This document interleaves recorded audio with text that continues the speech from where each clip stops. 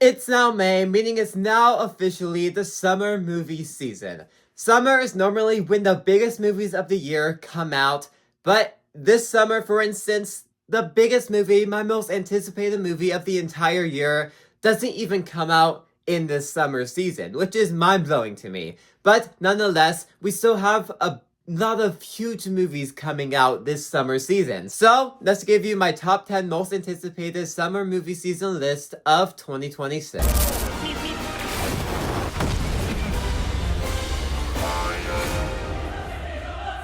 Now, Coyote vs. Acme is on this list for very obvious reasons. For starters, this movie was originally supposed to be shelved, so the fact that we're getting this movie in the first place is worth being excited over. I am curious to see what this movie has to offer. Why did Warner Brothers want to shelve it in the first place, that they thought it wasn't going to earn money? And since we are actually getting the movie, what is this movie? Now, Looney Tunes, I didn't grow up on it, but I watched a lot of Looney Tunes episodes when I was younger, especially that Space Jams movie. Now, if this movie wasn't shelved and was going to come out either way, this movie would not be on this list. But the fact that we are getting this movie to begin with is what makes it happen to be on this list. That trailer that came out recently makes it seem like a fun film.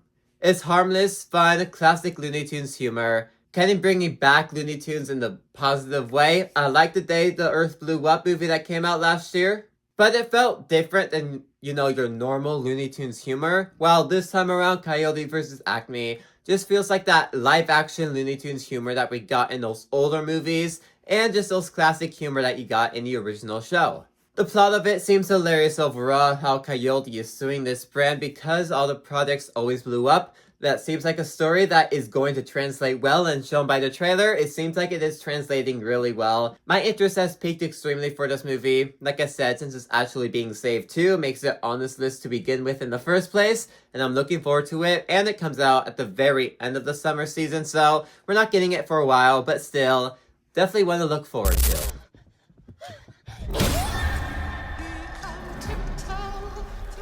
Now, based off the last Insidious movie, this movie would not be on this list whatsoever. Without James Wan, the Insidious franchise isn't really that scary. James Wan just knows how to make his films creepy, and that's why that first Insidious movie, and arguably the second one, has that frightening factor to it. They have the best jump scares I have ever seen in a horror movie. Now, I have not seen 3 or 4 because it wasn't part of James Wan and it was a prequel, so I didn't really find a need to watch those movies. I have seen 5, and 5 was just okay. It was just a borderline Insidious movie. Nothing really special to it. So, by basic knowledge, Insidious 6 is supposed to be about the same level as Insidious 5.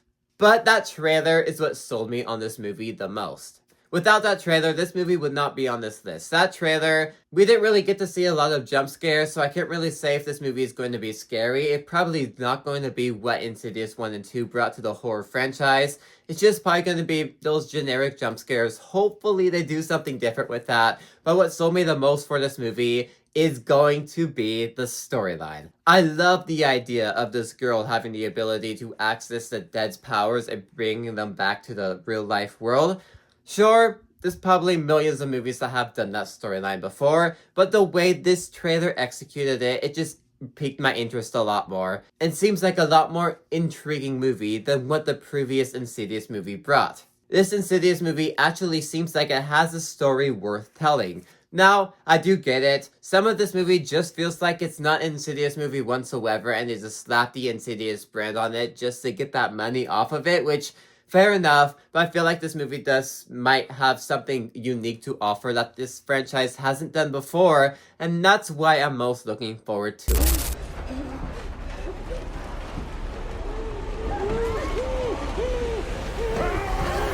Now, I have only seen Evil Dead Rise, and what Evil Dead Rise brought to the franchise made me extremely excited for what they had to do next with the franchise. I still need to watch the previous installments because I know they're just as gnarly as Evil Dead Rise was, but Evil Dead Rise was so gnarly, it was so bloody, it was so gory, in the best way possible. What Evil Dead Rise brought, I just loved for the horror genre, and I can't wait to see what the future of the franchise has to bring. That leads us to Evil Dead Bird.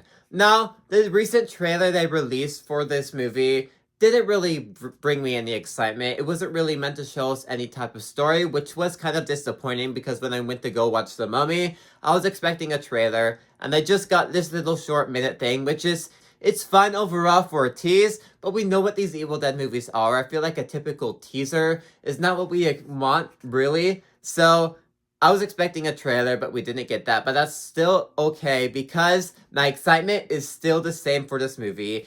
It's an Evil Dead film. That alone tells you what my excitement level should be.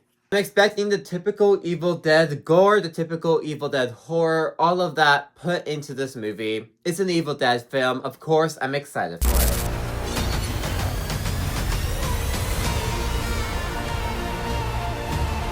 Now the DCU has been on an absolute roll. It's only started last year, and every single project it has made, I don't have a problem with. Started with Creature Commandos, technically it started with Superman, and even that Superman film is my favorite Superman film. And every single project of the DCU, nothing has disappointed me so far. The recent Clayface trailer looks phenomenal. I love what that trailer brought to us. When it comes to Supergirl, sure, I'm more excited for Clayface now, but Supergirl still looks good. I understand the complaints of it being too much like James Gunn, although it was not made from him, but to me, it just matches the vibe of what this Supergirl story should be telling. It seems like that classic space adventure, and to me, that just works for this version of the character that they brought. Especially jumping off Superman, I feel like this type of movie is just what the DCU needs. I do feel like since the expectations right now for a lot of other people are extremely low, they're not too excited for this movie but are still looking forward to it, I won't be surprised if this movie ends up surprising them by the end. Because it looks like that fun space movie, something like Guardians of the Galaxy, but you get the Supergirl story in there. And if you don't know the Supergirl character, if you don't know what this movie's comic is based off of, they do a lot with her character that I can't wait to see what this movie explores with that character. Because they basically shape her character. It's going to be because of this movie that Supergirl becomes a lot more of an IP, a lot more popular, especially in this now universe that they're establishing for future films. This movie is going to make Supergirl that hero that people are then going to get attached to, just like the old MCU used to do with their characters. So that down the line, you're going to be like, I want to see this character interact with this character. I feel like this movie is going to bring that nature in the DCU. Just because of what this story, Supergirl, is going to go through. And I always just love a classic space adventure movie. I love Guardians of the Galaxy, so I have no problem with what Supergirl is doing in this movie.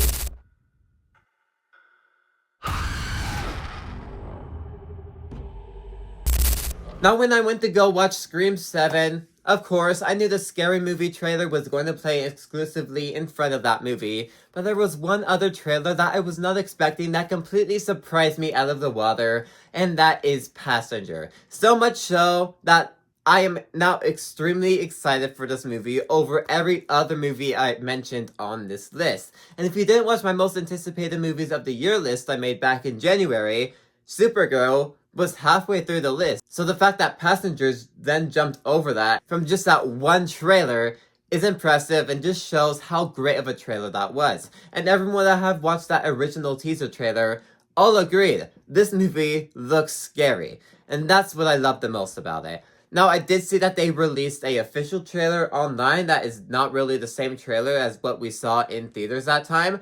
I tried to avoid that trailer. I got some B-roll for this clip, but I didn't really look at it. I didn't really watch it. And it's probably playing in front of me talking right now.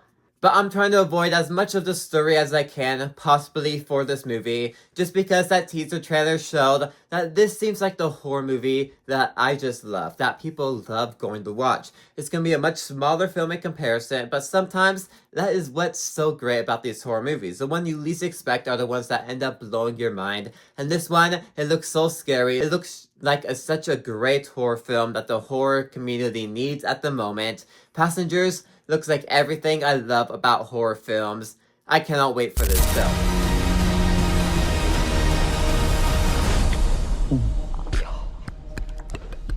Of course, when Steven Spielberg is making a new movie, you gotta be excited for it. Because it's Steven Spielberg. He has made his name very popular ever since Jaws came out back in 1970s. He has been around for a while and is not stopping. He has not made a movie since 2022. That's why Disclosure Day, I have a lot more interest around because it's been a while since his last film. We missed him and I'm excited to see what he has to offer next. And a lot more trailers have released ever since I originally made my most anticipated video back in January, where it just only made me excited for this movie even more. I love alien stories, and I feel like Steven Spielberg is adding this whole other layer to this alien movie. I feel like this is going to be a movie that twists your mind a little bit, that makes you start questioning things, and that just seems like a different type of movie that Steven Spielberg has not brought to us before. I have a lot of hope for Disclosure Day, and everything the trailers have showed us so far made me excited for it. Plus, Steven Spielberg only adds to the extra cherry on top. Be sure to thank him. What the?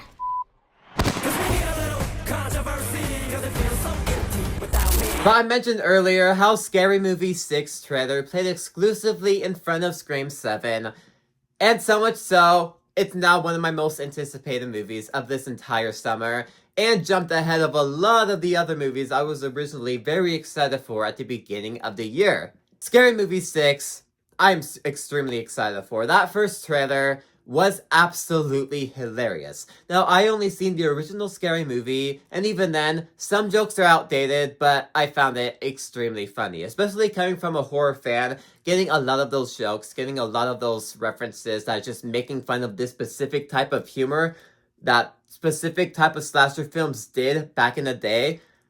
It's funny. I do understand, though, that not a general audience member, my age, right now, who didn't watch all those past horror movies, are not gonna really find Scary Movie that funny, because a lot of it is old jokes. While we get to Scary Movie 6, a lot of this movie is more modernized jokes. It's more jokes referencing modern horror, modern stuff happening in the world right now. And it seems like this movie is not afraid to take risks, to offend anybody. And that's what makes those old comedies so funny to begin with, is that they're not afraid to do anything. And everything that first trailer have showed us, I consistently laughed it throughout that entire trailer. And the moment it dropped online, I only watched it like 10 more times after that. Everything about this movie just seems extremely hilarious. This movie went from I'm looking forward to it to being one of my most anticipated movies for the rest of the year, and since it's coming out in this summer season, I'm only more excited for it because it's only about 1 month away. It can only come any sooner, and I can't wait to see what they decide to poke out. We've seen stuff like Sinisters and weapons in the trailer, which is crazy in fact that they already have weapons in there because that seriously just came out. It's crazy how fast they film these type of movies because they don't really need that much work behind it. But Scary Movie 6, I'm beyond excited for. I cannot wait to see what these creators decide to bring back. It is also the original creators, so everything I loved about that original film, all those niche jokes I was still able to get, I feel like it's just gonna be the exact same thing in Scary Movie 6, and I cannot wait for it. What if I can't?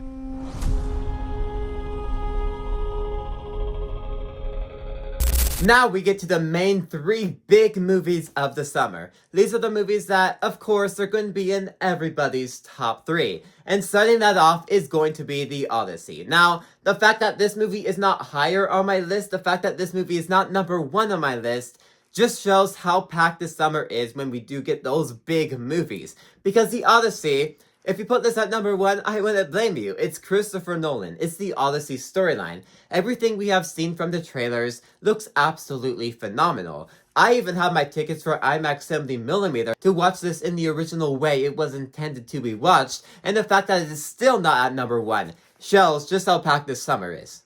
But is there really much to explain here? It's Christopher Nolan. It's the Odyssey.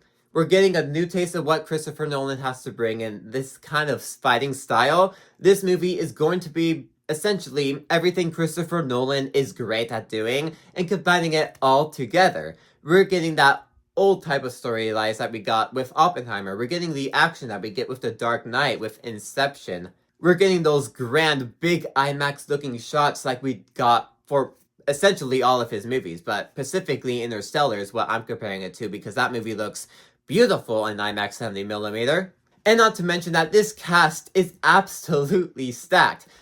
If you don't know a single name in this movie, then you have not existed, because every single name on this list is phenomenal. I can't wait to see everyone in this cast interact. If this movie is not a big Oscar hit, I'm going to be absolutely surprised, because everything that this movie has showed us so far just looks like it's going to deliver. It is Christopher Nolan, it's going to deliver. The only question is this going to be his best film yet? Rebirth. Again, same thing with The Odyssey. I'm surprised this movie is not #1 on this list. It's a Spider-Man movie. Everyone's excited for that classic Spider-Man story. Especially this movie in particular, because when it comes to Tom Holland, the only main street-level story that he has gotten that feels like a true traditional Spider-Man story is going to be Spider-Man Homecoming. And even then, it had a few aspects to it that were not the true traditional street-level Spider-Man. When it comes to Brand New Day, everything about this movie, when it comes to the trailers, when it comes to the leaks, all of it seems like your traditional Spider-Man story. It feels like the Spider-Man that we have long awaited for in the MCU, that broken down depressed character that we love so much about Spider-Man, is going to be brought in Spider-Man Brand New Day. Especially with the situation that Peter Parker has been left off in after No Way Home.